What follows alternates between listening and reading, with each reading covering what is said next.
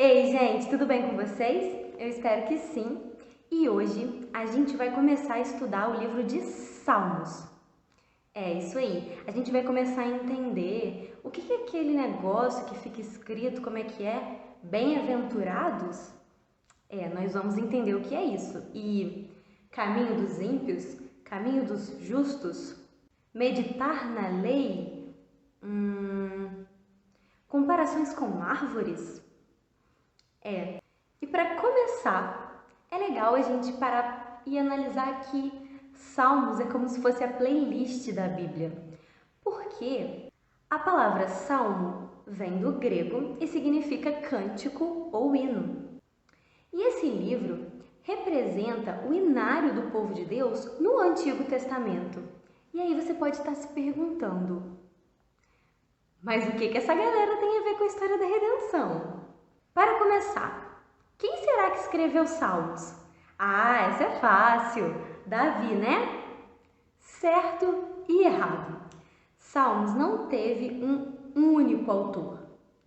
Beleza? Vamos ver aqui quais foram. E antes de começar a contar para vocês os nomes, né, de quem participou aí da construção desse livro, é legal a gente saber que nenhum outro livro da Bíblia tem tantos autores diferentes assim. Então vamos lá. Davi realmente é o principal, né, dos escritores, e ele escreveu 73 salmos. Pois é, 73. E eles começam com a expressão Salmo de Davi, então a gente consegue saber quais foram eles. Além de Davi, também teve Asaf, que era um sacerdote que dirigia o serviço da música. A gente pode ler isso, né, conferir lá em 1 Crônicas 15, 17, tá bom? E ele escreveu 12 salmos. Isso aí mesmo. Também teve os filhos de Coré, ou Corá, e eles eram, né, cantores e compositores. E escreveram aí 10 ou 11 salmos. E também tiveram outros autores como Moisés, isso mesmo, Moisés, lá atrás. Como, por exemplo, os Salmos 90.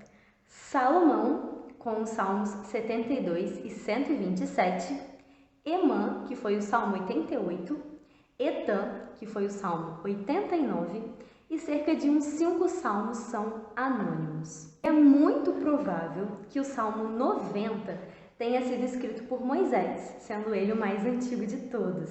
Até porque ele escreveu cerca de 1500 anos antes de Cristo.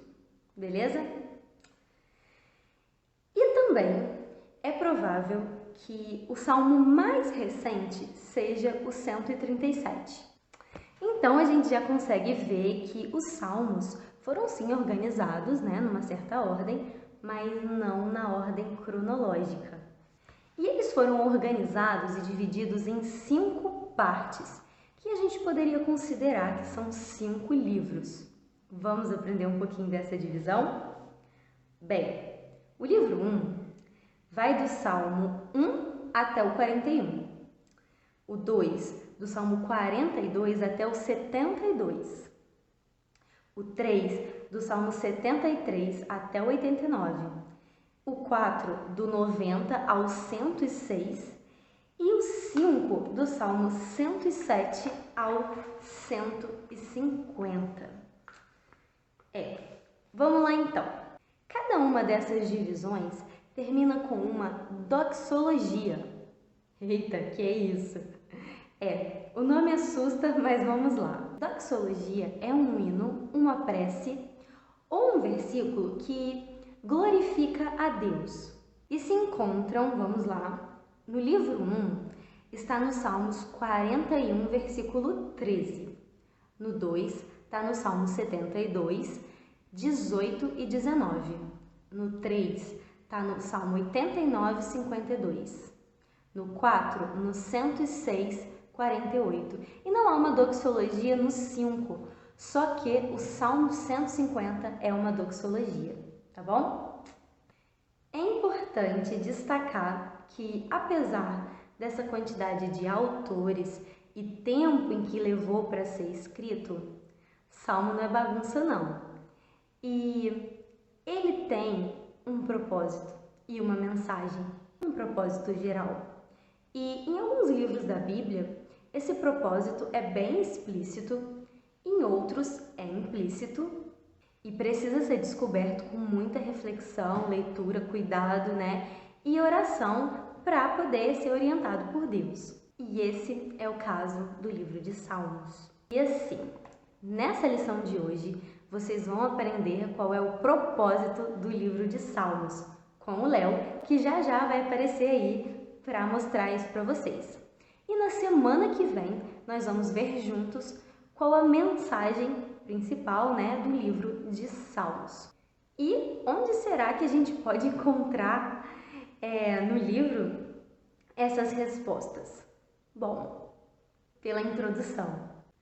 Os Salmos 1 e 2 foram colocados nessas posições para que a gente pudesse entender sobre o que o livro trata, Ou seja, eles nos deram um baita de um spoiler aí logo no início. Então, bora aprender o propósito desse livro e entender um pouquinho do que seria não seguir o conselho dos ímpios, ter prazer na lei do Senhor e meditar nela, e como ser como árvore plantada perto de rios correntes que dão bons frutos, e como é ser bem-aventurado e justo, e como é maravilhoso ser alvo do favor e da graça de Deus. Então se liga no propósito e no que esse livro tem para nos ensinar de tão especial. Beijos, fiquem com Deus. E aí, meus queridos alunos, como é que vocês estão? Eu espero que vocês estejam bem, Já vamos partir aí para continuar a nossa lição, que a Lara já começou, explicou várias coisas aí legais sobre o Salmo, Vamos dar uma continuidade aqui. Eu gostaria de ler aqui com vocês, meus amigos, o Salmo 1, eu gosto de ler na Nova Almeida Atualizada, então vamos que vamos. Eu acho que vai ter aí para vocês lerem junto comigo, beleza? Vamos lá. Bem-aventurado é aquele que não anda no conselho dos ímpios, não se detém no caminho dos pecadores, nem se assenta na roda dos escarnecedores. Pelo contrário, o seu prazer está na lei do Senhor, e na sua lei medita de dia e de noite. Ele é como árvore plantada junto a uma corrente de águas, que no devido tempo dá o seu fruto, e cuja folhagem não murcha, e tudo o que ele faz será bem sucedido. Os ímpios não são assim, são porém como a palha que o vento dispersa. Por isso os ímpios não prevalecerão no juízo, nem os pecadores na congregação dos justos. Pois o Senhor conhece o caminho dos justos, mas o caminho dos ímpios perecerá. Então, pessoal, vamos lá.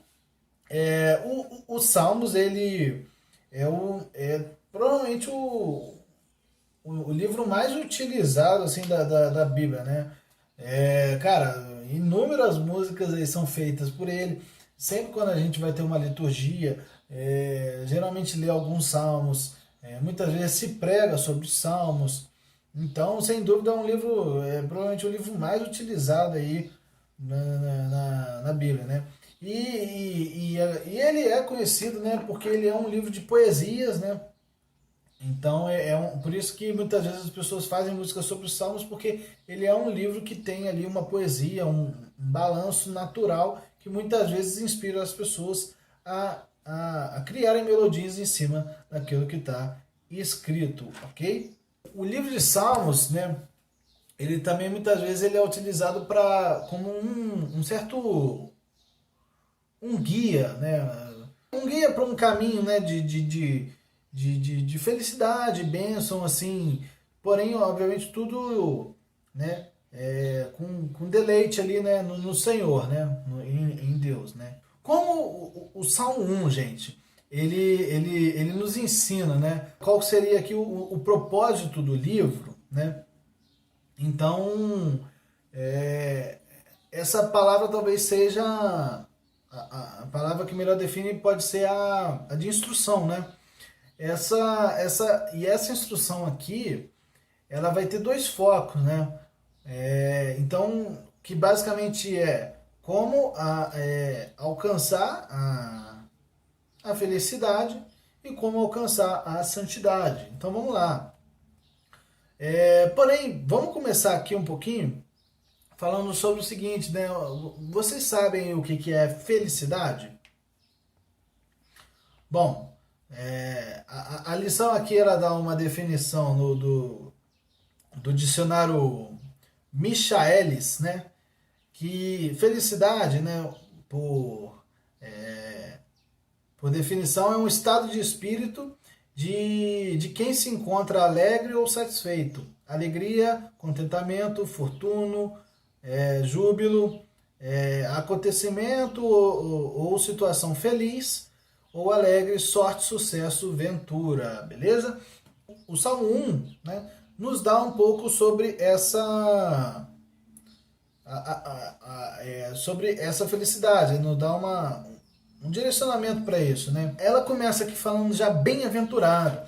Geralmente, e de maneira correta, né, a gente já associa a bem-aventurado à felicidade mesmo, né? Existem versões que trocam a palavra bem-aventurado por feliz, né? Porém, essa expressão bem-aventurado, ela é uma expressão mais forte do que feliz, sabe? É como se fosse assim, cara, tipo, extremamente feliz é a pessoa, entendeu? Então, a ideia que ele passa é essa, entendeu? É de muita felicidade. Então, por mais que esteja certo você trocar o feliz, o bem-aventurado por feliz, ele é certo, porém, tipo assim, o bem-aventurado, ele é mais forte do que o feliz, ok? Então, tipo, é como se fosse, cara, nossa, mano, este cara é feliz, entendeu? Tipo, é acima de uma felicidade comum, beleza, pessoal? Então, ele começa a dar algumas dicas sobre isso. Ele começa já falando que feliz as pessoas que evitam fazer algumas coisas, né? Que no caso seria, né, andar no conselho dos ímpios, não se deter no caminho dos pecadores, nem se sentar na roda dos escarnecedores. O texto aqui dá a entender que o justo, ele é feliz porque ele já tem a sua cabeça formada, sabe? Ele não tem uma cabeça fraca e aceita qualquer coisa que as pessoas falam. Ele sabe aquilo que é certo, aquilo que é errado.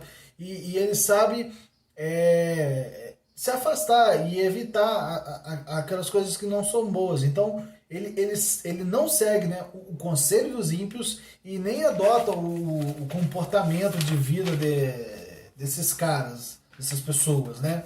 E aí ele continua falando que o prazer dessa pessoa, ela tá na lei do Senhor e que nela ele medita de dia e de noite. Ou seja, ele procura fazer sim viver de acordo com como que Deus quer que ele viva, né? Então ele para e lê lá a lei e medita nela de dia e de noite como é que Deus quer que viva, para que aquilo lá fique sempre na sua mente e quando ele precisar passar por alguma situação, ele vai saber como que deve agir, porque ele tem a lei do Senhor ali na sua mente, guiando, né, a sua moral, a sua ética, de todas as formas, né? E aí ele fala o seguinte, que é como uma árvore, né? E árvore, a gente sempre, quando a gente vai associar algo tipo assim de vida e tal, a gente sempre põe uma árvore muito bonita, né? Então o que acontece? Ele fala que essas pessoas que são dessa maneira, meu cabelo subiu aqui, gente, são pessoas que são como uma árvore junto à corrente de águas que no devido tempo dá o seu fruto e cuja folhagem não murcha e tudo que ele faz será bem sucedido. E aí logo em seguida ele fala que os ímpios não são assim, são porém como a palha que o vento dispersa. Então já tem um grande contraste entre o justo e o ímpio, né? A árvore ela está viva, enquanto que, né, a palha ela está morta, né? A árvore ela é plantada e as suas folhas não murcham, né? E enquanto que né, a palha ela é dispersa pelo vento, né, que fala aqui no verso 4. O propósito, a árvore ela gera frutos, né, então ela cumpre o seu propósito, né, da sua existência, enquanto que a palha, bem o contrário, ela não serve para nada, né. Esse estado, né, de bem-estar, ele é acompanhado por um sentimento, né, de alegria e satisfação. E aí o que acontece, gente? A expressão bem-aventurado, ela não é apenas, né, uma expressão inicial, né, do primeiro salmo. Não, ela ocorre mais 28 vezes dentro do livro de Salmos, né? Por isso que muitas vezes a gente pode também pegar o livro de Salmos como um livro que possui um certo tipo de manual de instruções para viver uma vida verdadeiramente feliz, né? E aí talvez venha a pergunta, né? Tá ok, Léo, entendi, mas como é que eu alcanço essa felicidade? Bom, o Salmo 1 responde também. E essa resposta é santidade, pessoal. Ok? Uma vida santa, né? De acordo com o livro dos Salmos, resulta em uma vida feliz, uma vida santa, simplesmente vivida de acordo com as instruções de Deus, né? Então, o Salmo, o Salmo 1, né, no verso 1 e 2, afirma que a felicidade, ela resulta, né, da gente, né, se deleitar, de sentir prazer, né, nas instruções de Deus e nela nós possamos meditar. Então, assim, gente, a conexão entre felicidade e santidade também é vista em alguns outros salmos, né? Como no Salmos 94, né? No verso 12, a gente vai encontrar que bem-aventurado, Senhor, é aquele a quem tu repreendes, a quem ensinas a tua lei. Então extremamente feliz é aquela pessoa que Deus repreende e que o Senhor ensina a sua lei, né? Esse ensinamento ele é extremamente claro em toda a Bíblia, né? Em Provérbios 16, 20 diz o seguinte, né? O que atenta para o ensino acha o bem, e o que confia no Senhor, esse é feliz, né? Então vamos lá, gente. A santidade, então, começa com o estudo da palavra de Deus, né? Aqueles que são verdadeiramente felizes estudam e meditam na instrução de Deus, ok? Esse estudo e essa meditação, ele tem que ser acompanhado pela prática, tá? Então não adianta nada a gente, né, conhecer tudo e ao mesmo tempo só conhecer e procurar não praticar, ok? Então, esse estudo e não só o estudo, mas a prática também que vai nos levar à santidade e essa santidade nos leva à felicidade, beleza? Gente, estudar, meditar e viver a instrução de Deus, né, não era uma tarefa penosa, sabe, para o salmista, né, mas uma alegria. Ele diz que o seu prazer está na lei do Senhor. Se a gente pegar lá no Salmo 40, né, o verso 8, ele diz o seguinte: dentro do meu coração está a tua lei, ok? Para a gente ter prazer na lei do Senhor, gente, a gente não pode tentar seguir ela de maneira mecânica, como um fardo, sabe, uma maneira pesada e tudo mais, né? O ideal é seguir essas instruções, né, de coração mesmo, confiando que aquilo lá é a verdade, sabe? Tem um outro versículo, né, o Salmo 37, no verso 31, diz o seguinte: no coração tem ele a lei do seu Deus. Então, eu quero perguntar para vocês, gente, aonde é que vocês têm guardando os ensinos do Senhor? E que sentimento vocês têm em relação a eles? Reflitam sobre isso. Gente, o Salmo 1 está falando como é que a gente faz para ter a felicidade. A gente precisa da santidade para que a gente possa alcançar a nossa felicidade plena. Ok, gente? Então é isso. Espero que vocês tenham entendido aqui o nosso Salmo primeiro, ok? Do propósito aí do que ele foi escrito. E depois a gente vai estudar a sua mensagem, beleza? Então é isso, gente. Espero que vocês tenham entendido. Então até a nossa próxima lição. Um grande beijo para vocês e um abraço.